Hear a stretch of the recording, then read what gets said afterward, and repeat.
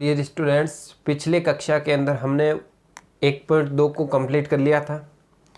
आज हम 1.3 के अंदर क्या क्या पढ़ेंगे उसके बारे में चर्चा करेंगे। उसके बाद हम एक क्वेश्चन स्टार्ट करेंगे जिसे अपन प्रमेय भी बोल सकते हैं, और लगभग ये हर बार क्वेश्चन के अंदर 2 नंबर के अंदर पूछा जाने वाला क्वेश्चन है, तो उसको बढ़िया तरीके से समझना है। थोड़ा सा प्रोसेस लंबा होगा, लेकिन डिटेल से समझना। एक एक जो भी मैं बताया जा रहा है उस एक एक चीज़ को समझोगे तो कहीं पर भी किसी प्रकार का डाउट नहीं आएगा। चलो हम स्टार्ट करें। जैसे सबसे पहले मैं बेसिक की बात कर लेता हूँ 1.3 के अंदर कि इसके अंदर हम क्या क्या पढ़ेंगे। थोड़ा सा इस पर ध्यान दें कि जो अपने पास 1.3 है उसके अंदर हम पढ़ेंगे सिद्ध करने वाले क्वेश्चन पढ़ेंगे। क्या करेंगे? सिद्ध करने वाले। लेकिन कैसे सिद्ध करने वाले उसके ऊपर बात करें तो देखो ध्यान से, अपरिमेय जो संख्या आपने पढ़ा था ना, अपरिमेय संख्याओं को सिद्ध करना है कि ये अपरिमेय संख्या कैसे है। आप सिद्ध करके बताओ कि √5 एक अपरिमेय संख्या कैसे है, 7√2 एक अपरिमेय संख्या कैसे है, ये हमें सिद्ध करके बताना है। तो ऐसे क्वेश्चनों के ऊपर हम चर्चा करेंगे। अच्छी एक्सरसाइज है, यहाँ से क्वेश्चन पूछा जाता है हर बार, तो आपको बढ़िया तरीके से समझना। करें स्टार्ट। तो मैं थोड़ा सा इसका बेसिक बता देता हूँ, फिर हम अपने इसके आगे चलेंगे। देखो ध्यान से, सबसे पहले मैं बात करूँ अपरिमेय संख्या। मैं बता चुका हूँ पहले अपरिमेय संख्या, इरेशनल नंबर, ये मैं आपको पहले बेसिक के अंदर लिखवा चुका हूँ, बता चुका हूँ, केवल समझा रहा हूँ मैं, ध्यान दो। यानी ऐसा नंबर जिसे P/Q के रूप में नहीं लिखा जा सकता उसे हम क्या कहते हैं? अपरिमेय संख्या कहते हैं। यानी हम ये भी बोल सकते हैं कि जिसका मान जो है वो निश्चित न हो। अब निश्चित कैसे न हो? पॉइंट के बाद अलग अलग प्रकार के अंक रिपीट होते रहे, उसे हम क्या कहते हैं? अपरिमेय संख्या कहते हैं।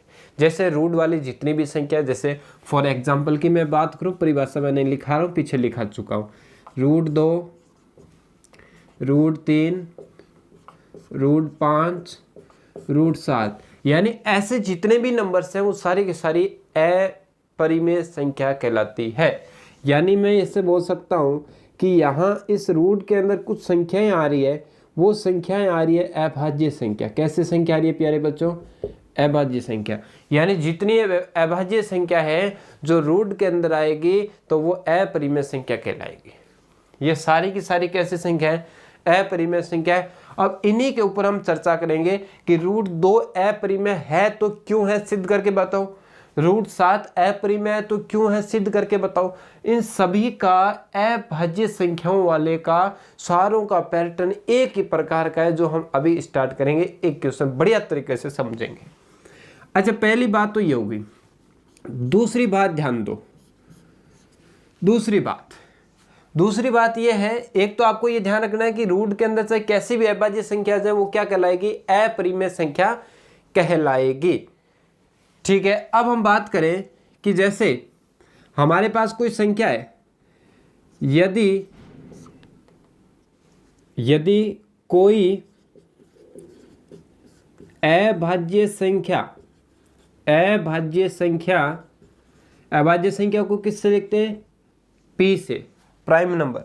तो यदि कोई अभाज्य संख्या P a² को विभाजित करे, a² को विभाजित करे तो P जो है, तो P a को भी विभाजित करेगा। अच्छा, ये समझ में नहीं है आप लोगों को, समझते हैं क्या है बात। ध्यान दो कि अपने पास कोई एक अभाज्य संख्या है P, अभाज्य संख्या P a² को विभाजित कर रहा है। जैसे फॉर एग्जाम्पल ये कह रहा है कि आपके पास a² में P का भाग दे रहे हो, a² में P का पूरा भाग जा रहा है, तब इस a में P का भी भाग क्या करेगा? पूरा जाएगा। स्क्वायर में पूरा भाग जा रहा है तो बिना स्क्वायर में भी क्या होगा? पूरा भाग जाएगा। ये बात अपने को ध्यान में रखनी है। जैसे एक एग्जांपल अपन और ले, जैसे मैंने ले लिया, देखो ध्यान से, संख्या में ले लेते। जैसे मैंने ले लिया 16 ले लिया, 16 में मैं भाग दे रहा हूँ 4 का, 16 में किसका भाग दे रहा हूँ 4 का। तो ये देखो ये अपने पास, अच्छा ये प्राइम नंबर ले लो, कोई भी आप संख्या ले सकते हैं किसी भी। तो यहाँ पर देखो यदि कोई अभाज्य संख्या p है, मान लिया अपन ने, उसका हमने क्या किया a स्क्वायर को विभाजित किया, तो वहां पर जो p है ना वो उस a को भी क्या करेगा विभाजित करेगा, उसमें भी उसका क्या करेगा भाग जाएगा। जैसे हमने कोई संख्या ले ली, जैसे मान लो मैंने ले लिया 5 का स्क्वायर 25 ले लिया, ठीक है। अब 25 के अंदर 5 का भाग जा रहा है, किसका भाग जा रहा है 5 का भाग जा रहा है। यह अभाज्य संख्या ले ली और ये किसी संख्या का क्या है स्क्वायर है। तो ये जो स्क्वायर है यदि इसका भाग इसमें पूरा पूरा जा रहा है, तब ये 5 का स्क्वायर है ना, तो 5 में भी क्या होगा 5 का भाग जाएगा। आप कैसा भी नंबर ले सकते हैं, उसमें कोई दिक्कत नहीं, लेकिन आपको यहाँ स्क्वायर वाला इसके दोनों को देखना है, गुण जोड़ना चाहिए, इसका भाग इसमें जाना चाहिए, ऐसा ही नंबर लेना है। तब ये जो स्क्वायर है उस संख्या में भी क्या करेगा 5 का भाग जाएगा। ये अभी अपन क्वेश्चन के अंदर इस लाइन को काम में यूज में लेंगे, तो इसको थोड़ा ध्यान में रखना है। नेक्स्ट बात देखिए, नेक्स्ट बात क्या है कि यदि एक परिमेय संख्या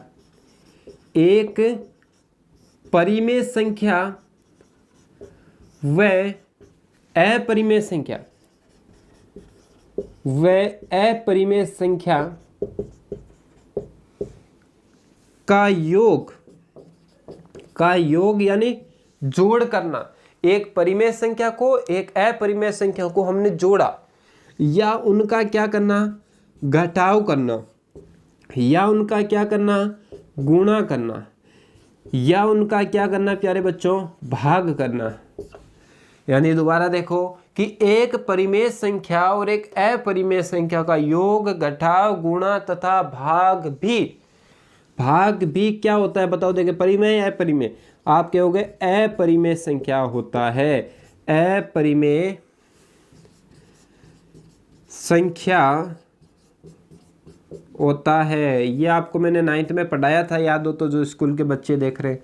तो एग्जाम्पल के अंदर देखें, एग्जाम्पल के अंदर जैसे ये क्या है बताओ। देखें मुझे, जैसे मैंने कोई संख्या ले ली, 7 ले लिया, 7 एक परिमेय संख्या है कि नहीं है, क्योंकि इसे p/q के रूप में लिख सकते हैं। और यदि मैं इसके अंदर मैं अपरिमेय संख्या को क्या कर दूं जोड़ दूं, प्लस कर दूं अपरिमेय संख्या को, तो प्लस हो गया। अब मैं क्या करूं, तो ये सारी क्या कहलाएगी प्यारे बच्चों अपरिमेय संख्या बन गई है, अपरिमेय संख्या। अब यदि मेरे पास एक 10 है, 10 में से मैं √5 को घटा दूं, एक परिमेय संख्या में से √5 को मैंने घटाया, तो ये क्या कहलाएगी एक अपरिमेय संख्या कहलाएगी। अच्छा, अपरिमेय संख्या और परिमेय संख्या का मैं गुणा कर दूं तो भी वो क्या कहलाएगी अपरिमेय संख्या कहलाएगी। अपरिमेय संख्या के अंदर मैं किसी संख्या का भाग दे दूं तो वो भी क्या कहलाएगी एक अपरिमेय संख्या कहलाएगी। तो ये बात जो है, इतनी बातें आपको ध्यान में रखनी है। दोबारा फटाफट में रिवीजन करा देता हूं क्या क्या। देखो, अपरिमेय संख्या, जितनी भी अभाज्य संख्या रूट के अंदर आएगी सारी की सारी क्या कहलाएगी अपरिमेय। यदि कोई अभाज्य संख्या p है, वो a² को पूरा पूरा भाग जा रहा है, जैसे यहाँ पर 5 का 25 में भाग जा रहा है, तो 25 जिसका स्क्वायर है ना, 5 का स्क्वायर है, तो इसका भाग इसमें भी जाना चाहिए, ये एक शर्त है। तो यहाँ पर p जो है उसका a को भी क्या करेगा पूरा पूरा विभाजित करेगा, यानी भाग जाएगा। ठीक है, यदि एक परिमेय संख्या और एक अपरिमेय संख्या का जोड़, घटाव, गुणा, भाग करेंगे तो आंसर आने वाला जो होगा वो एक अपरिमेय संख्या होगी। आगे बात समझ में। अब हम करते हैं क्वेश्चन की बात। तो देखिए जैसे है किस तरीके से कि ये कह रहा है कि जैसे मान लो सिद्ध कीजिए कि √5 एक अपरिमेय संख्या है, अपरिमेय संख्या है। ये हमें सिद्ध करना है कि √5 एक अपरिमेय संख्या है या नहीं है। तो अब देखो ध्यान से, अब मैं आपको बता दूं कि इस एक क्वेश्चन के माध्यम से आप √5 का आंसर निकाल दोगे, √2 हो, √7 हो, कैसा भी हो जिसके अंदर अभाज्य संख्याएं ऊपर रूट लगा हो, उसका करने का तरीका एक ही है। इसी तरीके से करना है, 2-3 आप खुद करोगे तो एकदम तैयार हो जाएगा 100%। अच्छा, अब देखो पूरा स्टेप बाय स्टेप पूरा कंसेप्ट तरीके से एक एक जो भी लाइन लिखेंगे उसको समझते हुए करेंगे। तो ध्यान दो, सबसे पहला काम हम लिखेंगे माना, जो √5 है ना, यहाँ पर जो भी अपरिमेय संख्या होगी उसको हम पहले परिमेय संख्या मानेंगे। क्यों? क्योंकि परिमेय संख्या को हम कुछ P/Q के रूप में लिख के आगे थोड़ा बहुत हल कर सकते हैं। तो देखो, माना √5 एक अपरिमेय संख्या है, सॉरी परिमेय संख्या मानना है, एक परिमेय संख्या है, हमने इसको परिमेय संख्या मान लिया। फिर आप लिखोगे अच्छा ये परिमेय संख्या तब परिभाषा से, इसका मतलब क्या हुआ कि जो परिमेय संख्या है उसकी परिभाषा से, परिमेय संख्या वो होती है जिसे हम किसके रूप में लिख सकते हैं, बट्टे के रूप में, यानी A/B। तो आप इसकी जगह A/B भी लिख सकते हैं, P/Q भी लिख सकते हैं, लेकिन अपनी बुक के अंदर A/B से कर रखा है तो हम उसी तरीके से कर रहे हैं। P/Q लोगे तो भी गलत नहीं होगा, ठीक है। अच्छा, अब मुझे बताओ कि परिमेय संख्या को आप P/Q यानी A/B के रूप में लिख सकते हैं। तो यहाँ से मुझे बताओ B क्या नहीं होना चाहिए, 0 नहीं होना चाहिए। अच्छा, एक बात और यहाँ पर इंपॉर्टेंट लिखनी है, वो क्या है ध्यान दो, यहाँ ये लिखना जरूरी है आपको, यहाँ A व B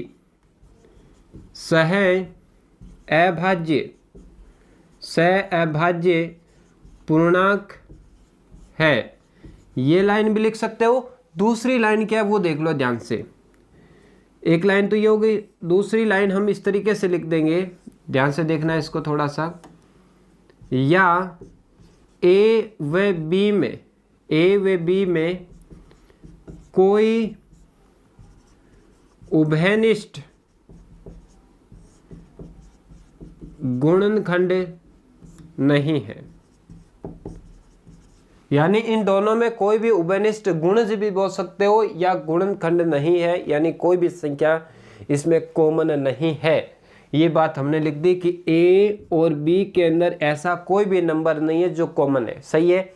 तो अब बताओ, आपने स्टार्टिंग में भी A और B को हमने मान लिया कि इसमें कोई भी उभयनिष्ठ गुणनखंड नहीं है, तो लास्ट तक कोई भी उभयनिष्ठ गुणनखंड नहीं आना चाहिए। यदि बीच में आ गया तो हम कह देंगे ये तो परिमेय संख्या जो है हमने जो माना था उसका उल्टा हो गया, और उल्टा होने के बाद हम लिख देंगे ये तो एक कैसी संख्या है, अपरिमेय संख्या है। चलो देखो करते हैं स्टार्ट।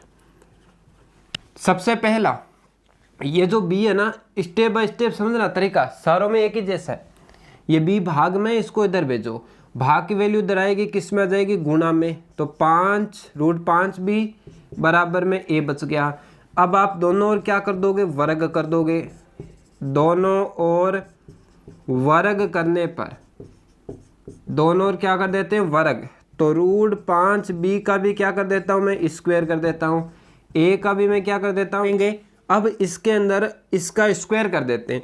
तो √5 का स्क्वायर क्या होता है प्यारे बच्चों, 5, B का क्या होता है, B² बराबर में क्या है, A², करेक्ट।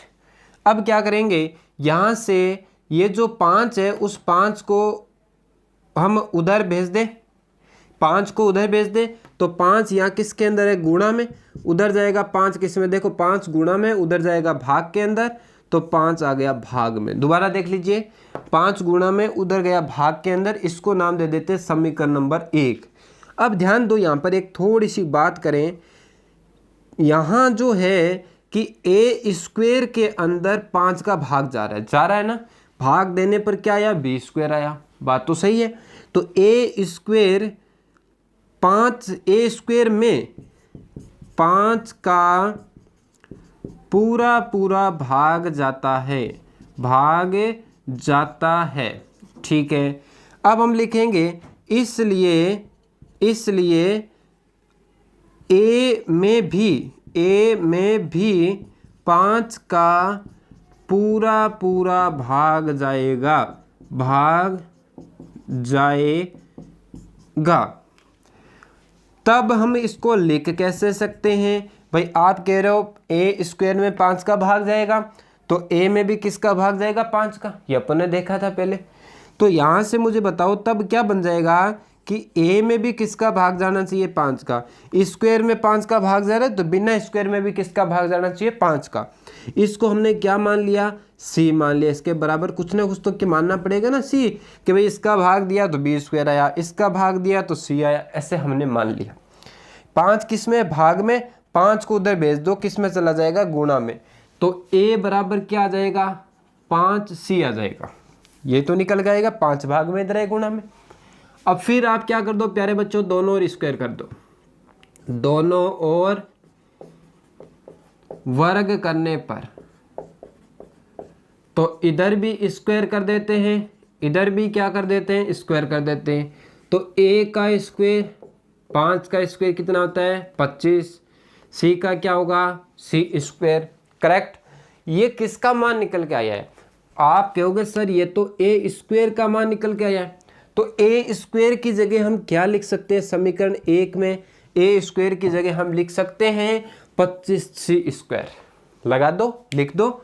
यहाँ पर लिखोगे आप ए स्क्वायर का मान समीकरण नंबर 1 में रखने पर, यानी इक्वेशन नंबर 1 में पुट कर देते हैं। देखो कैसे कि बी स्क्वायर बराबर में क्या है? बी स्क्वायर बराबर ए स्क्वायर बट्टे 5 है।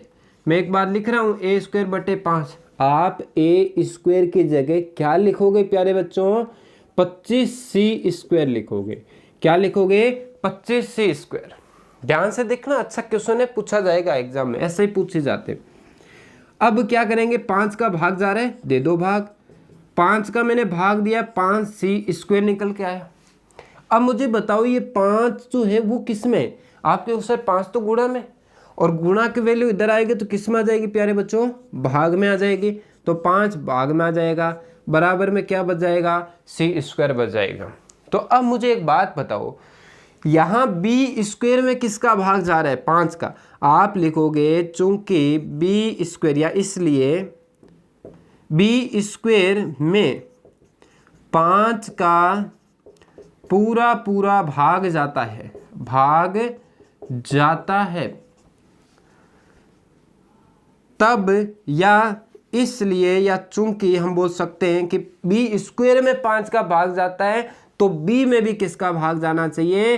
बी में भी, केवल बी में। स्क्वायर में 5 का भाग, तो बी में भी 5 का पूरा पूरा भाग जाएगा, भाग जाएगा। आई बात समझ में? अब ध्यान दो, एक बात अपन देखते हैं इस दोनों को, कि आपने स्टार्टिंग में एक बात लिखा था कि ए और बी में कोई उभयनिष्ठ गुणनखंड या गुणज नहीं है। अच्छा, इसका मतलब इसमें कोई भी कॉमन नहीं है। तो यहां पर ध्यान दो कि बी में किसका भाग जा रहा है? 5 का जा रहा है ना। और देखो केवल स्क्वायर वाले को मत देखो, देखो बी में भी जा रहा है 5 का भाग। यहां से हमने चर्चा करके लिख भी दिया है कि स्क्वायर में 5 से भाग जा रहा है, और बी में भी किसका भाग जा रहा है? 5 में। इसका मतलब बी में क्या है? 5 कहीं ना कहीं छुपा हुआ है, तभी तो इसमें 5 का भाग जा रहा है। सही बात है, कुछ ना कुछ है इसमें। अच्छा, एक बात हमने यहाँ लिख दी कि बी, यहाँ पर ए स्क्वायर में 5 का भाग जा रहा है, तो ए में भी किसका भाग जा रहा है? 5 में। इसका मतलब इस ए के पास में भी क्या है?